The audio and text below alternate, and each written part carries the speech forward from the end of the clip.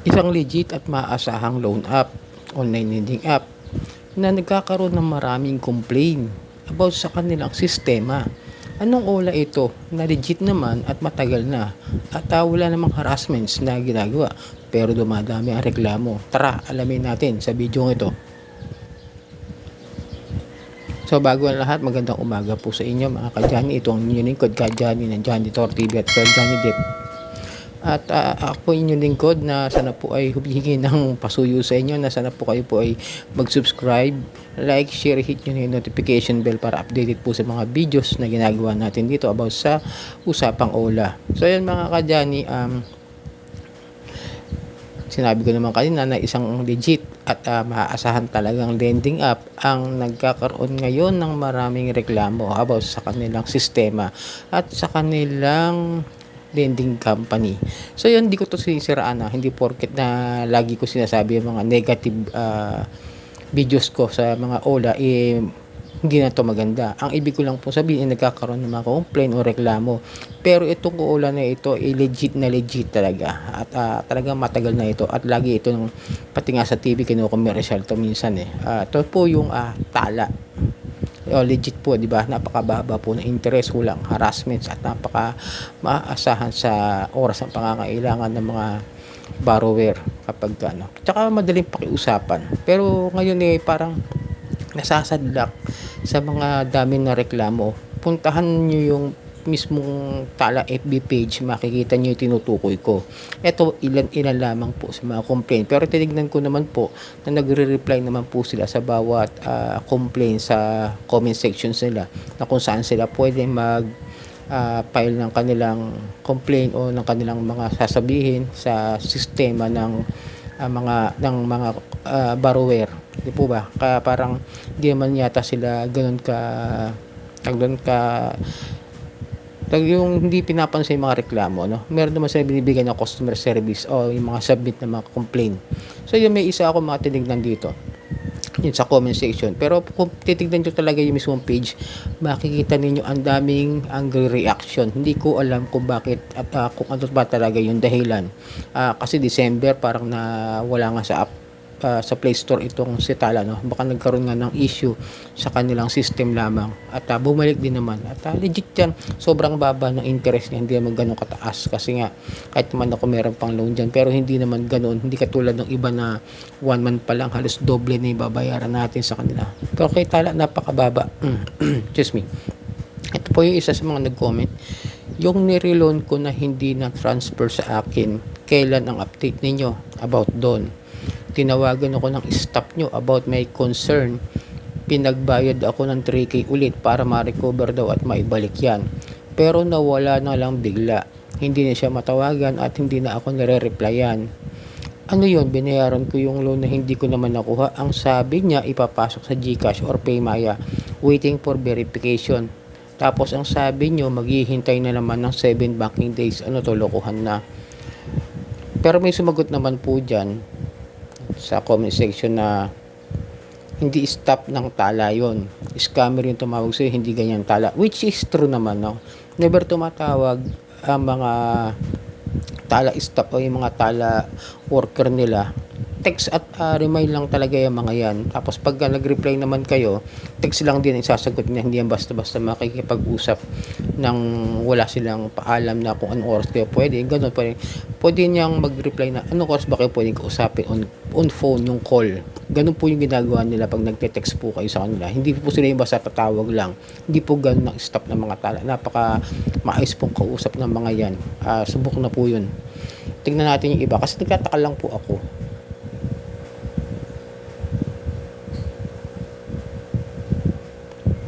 Yan nga. Ito nga yung comment na sa kanila. Ang alam ko kasi wala silang staff na nagko-call personally, by email lang sila. Totoo naman, text and email lang talaga sila. Ito yung mga isa sa mga comment na nakikita ko rin. Patulungan sa payment. Nagkamali ako ng encode reference number ng 7-Eleven ang nailagay ko imbis na GCash reference. Nagbayad ako through GCash. Dami ko na chat sa inyo sa apps at email. Wala naman kayo reply. Siguro dapat kulitin nyo na lang, no, kung nagkakaroon kayo ng problema. Kaso nga may mga nakikita ko talaga ng hindi yata nare-replyan like this one. Oo, tala. July 1 na ngayon, wala pa rin yung loan ko noong June 5. Almost a month na. Wala pa rin kayong pinadala sa GCash ko. Tapos may due date ako sa August sa hiniram ko na pera na wala naman dumating kahit pisong duling. Scammer kayo, hindi na din ako makapasok sa pag-send ng message kasi nakablock ako. Ginagago nyo na mga tao nang hiram ako kasi kapos ako, yung pala manloloko kayo. Ayoko magsalita about this. Maaring may mga tiwali siguro sila, mga agent na dapat siguro bigyang pansin ng tala na ibig sabihin nito, dapat nila itong aksyonan. At kung maraming complaint, siguro dapat talaga ayusin nila yung mga tao nila kung sakasakali, kasi marami rin naman mga talagang tao na hindi naman talaga yung maaasahan natin at maaaring maging bulok na kamatis sa ating kumpanya. May mga gano'n naman talaga. So yun, ito may mga ibang pang concern about sa tala. My tala account right now, this device is registered to another tala user. Magbabayad po sana ako sa loan. Ayun, minsan parang narinig ko na matagal na yung account mo merong nakarehistro sa ibang cellphone o parang kaya nga mag-ingat na rin po tayo sa pagbibigay basta-basta. Kaya nga, pero legit to wala akong masabi dito, wala naman ako na harassment, di nga nagpupunta yan Kaya at yan nga isa sa mga advantage ng iba, dahil hindi porket hindi home visit pinaparm o mga ola farmer, kinukuhanan, inuutangan at hindi binabayaran dahil nga sobrang napaka nito, kumbaga parang sobrang luwag ng kanilang sistema na parang okay lang kahit mangutang. Kaso nga lang, paalala, sira ang credit record mo rito talaga kapag kayo hindi tayo nagbayad dyan. Pero once naman nagbayad tayo, after 3 years magiging clear tayo. Yun lang. Kaya hanggat maaari, kung kaya nating bayaran itong si tala, bayaran na lang natin. Wala pa yung loan ko, June 7 pa po yun. Malapit na due date ko, pero di ko pa rin nakukuha ang pera na niloan ko. Ang sabi, napakarami mga kadyani. Kung papansin ko, ito nga yung isa sa mga nakita ko rin na inunti-unti ko kagabi. Ang daming Angry Birds kay tala. Ano kayang problema ng tala? Di naman sila ganyan sa pagkakaalam ko. Which is true naman. Kahit ako, naisip ko ito rin na baka hinahack system nila kaya nagkaka-error sila o di kaya yung lisensya nila. Opinion ko lang. Diba? Yun nga baka mamaya may mga nanghahack, may mga pumapasok sa system nila na kung sino-sino. Dahil nga napakalawag nito, dapat ayusin talaga nila yung concern na yan na baka magkakaproblema sila dahil dyan imbis na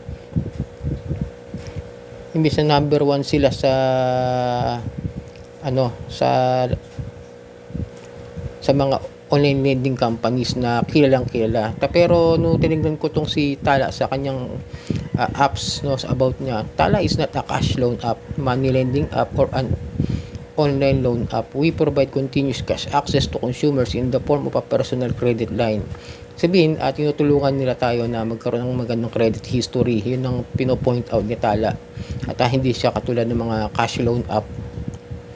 At they are not associated with loan apps in the Philippines such as Kasalo. Parang hindi sila katulad o hindi sila parang Kasalo. Yun associated o yung katulad nga ng mga online lending na home credit, one hand, iba yata ang nila sistema. Parang meron silang sariling advokasya sa pagpapahiram ng pera. So yun mga kadyani, medyo maging alerto lang kapag kami nagka-problema sa legit na ola na ito. Bigyan pansin nyo, lagi kayo mag-complain na lang sa customer service nila. Pero pati sa customer service para may problema dahil napapansin ko nga na panay copy paste lang daw po yung kanilang mga reply sa mga complainants na sana mabigyan pansin ito talaga ng Tala kasi maayos naman po sila talagang kausap at never naman silang nang haras. Kaya nga napakaganda nitong ola na ito, nitong lending apps na ito. So yun mga kadyan, in-update ko lang kayo about sa Tala, sa nangyayari sa kanila. Ilang araw ko na napapansin kasi minsan sumisilip ako sa mga legit na mga lending apps na kung okay pa rin ba yung mga sistema nila. So yun mga kadyan, ito ang new lingkod kay Johnny ng Janitor TV at ito ang Johnny Depp, usapang utang, usapang ola.